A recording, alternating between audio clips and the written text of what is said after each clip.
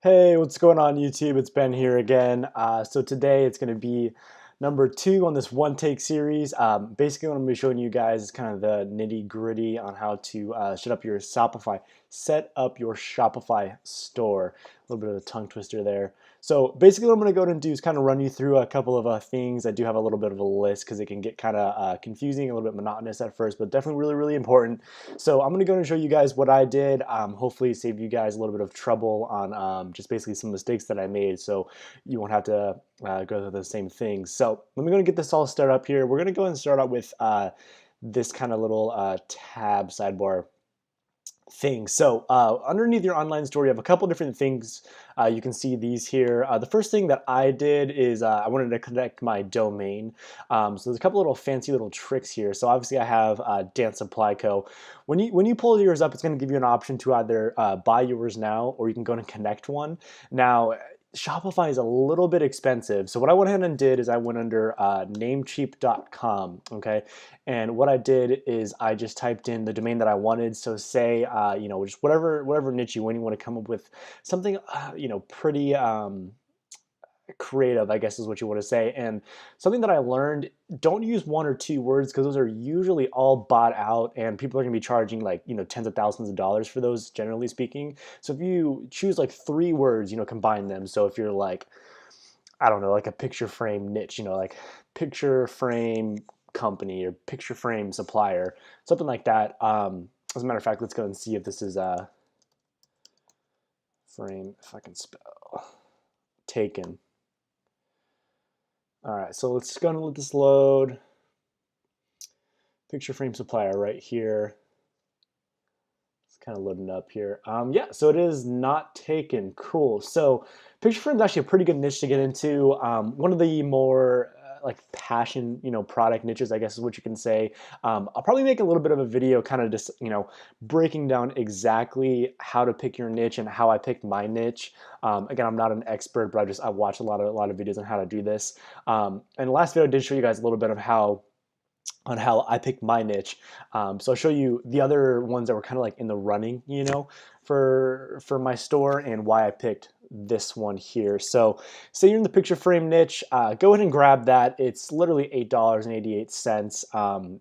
They do offer protection as well, just some privacy protections. You can go ahead and add that to cart. Once you go ahead and do that, go ahead and come over to this right here. Go ahead and connect your domain. All right, and once the domain is good, you want to go ahead and go over to the preferences.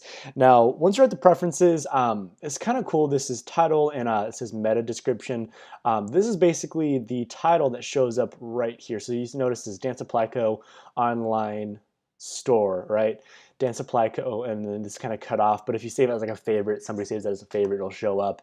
It says your professional dance supplier. So you guys can pick whatever you want. You want it to be a little bit more professional. Like, let's look at some examples, see what Amazon.com has.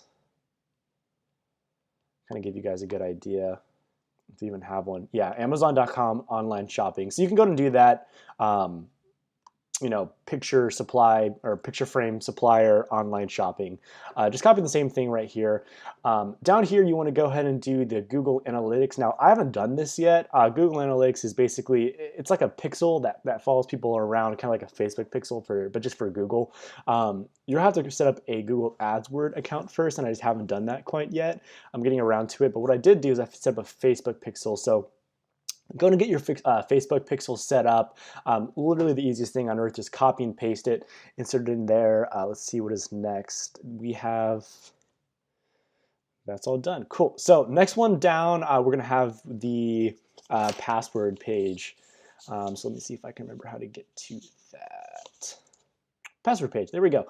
So what you want to go ahead and do is set up this little password page. It'll custom insert a little password for. You can change. I hadn't changed the one that they gave me, and it'll basically be enabled right away. And the reason being is because you haven't selected a plan yet. So you want to go in and go to select a plan, and there's a couple different options. The one that I picked, and the one that everybody that I watch would recommend, is the $79 plan. And the reason being is because I think it's like a $29 plan actually doesn't give you like reporting details.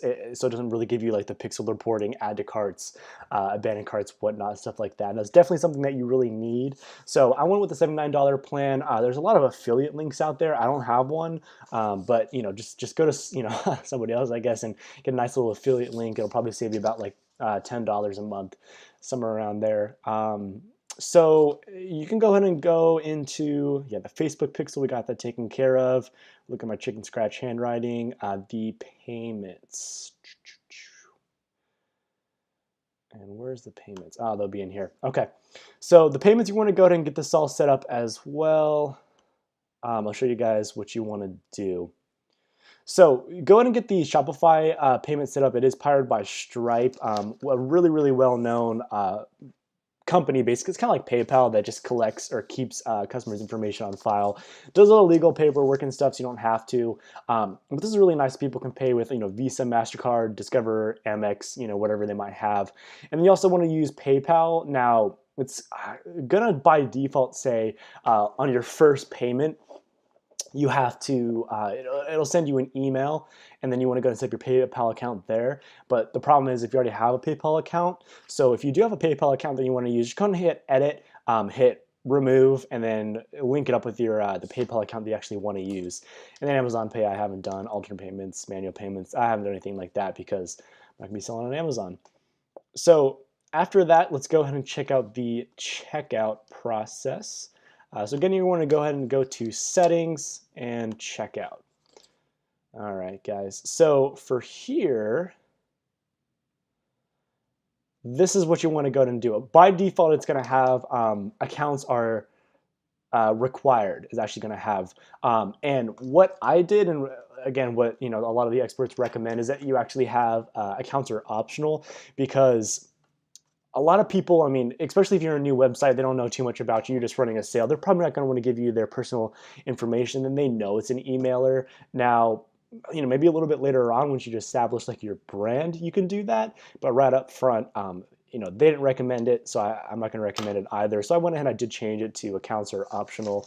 Now, as far as the primary contact method, all this stuff, just go ahead and keep that the same. I wouldn't really change anything here.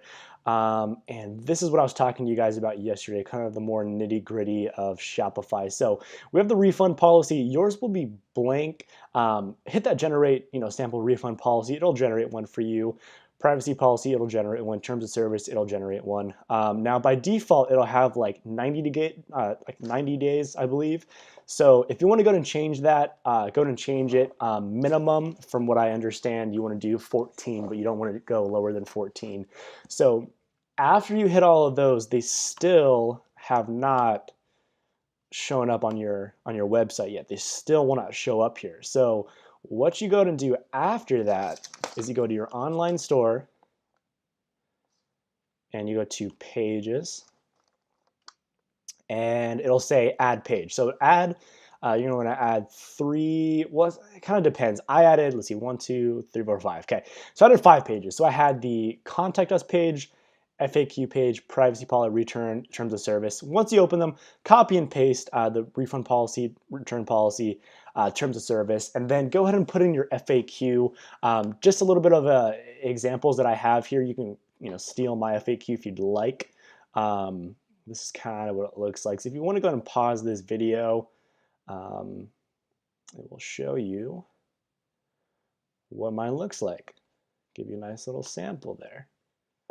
There we go. And then we also have the contact us page. Now, I haven't optimized this quite yet. It just says we'll get back to you shortly after, after they enter in their message. What I'm going to end up doing is on a lot of websites, you notice they have this little like bar or this little pop-up on the bottom right-hand corner, and that basically is just like a little chat icon. Now, it's not immediate, right? So it looks like it is to the customer. The customer's facing, says we're gonna get somebody on that right away or whatever. It just goes in your email and you can respond to them later. So a well-known application for this, I'll go into this a little bit later, is Oberlo. I just want to go ahead and show you what the chat looks like. So this is what it's going to look like on your store. Once the customer clicks on it, you can go and have a new conversation, or the customer, will have a new conversation. They'll type in whatever they want to, and then it'll go directly to your email. And that's pretty much that. Now the other option you do have is Facebook Messenger. Sorry guys, there's some kids outside doing some weird stuff. I live in like the super family neighborhood. Anyways, you know what? I wish I could. Can you see that? No, they're gone now. This kid literally was riding his tricycle and just tanked. Like his sister pushed him over. So I wish you guys got that. Actually, that's pretty funny. But anyways, so you can also use Messenger, Facebook Messenger, if you don't want to, pay for this, because I believe it is a paid application. But I went ahead and did both actually. So it gives the customer, two options. So that's pretty much all I have for you guys today. Tomorrow I'm going to be doing a video on some of my products. This is basically going to be, I did a part one, how to set up your store, going over the themes and whatnot. This is going to be more the nitty gritty, like the how-to return policies, like the legal stuff, setting up your payments, a little bit more boring, things like that. And then afterwards, I'm going to show you my products, why I picked what I picked, and we'll kind of go from there, guys. So again, thank you so much for watching my YouTube videos. I do want to go ahead and encourage you guys to subscribe, hit that like button, and then share with some friends. Obviously, a new YouTuber, but I'm looking to bring you guys a lot of value here in this next year. Hopefully, coming up in 2018, I'm going to be doing some pretty cool stuff here. So if you like this, go ahead and do those two things, and I'll see you guys later.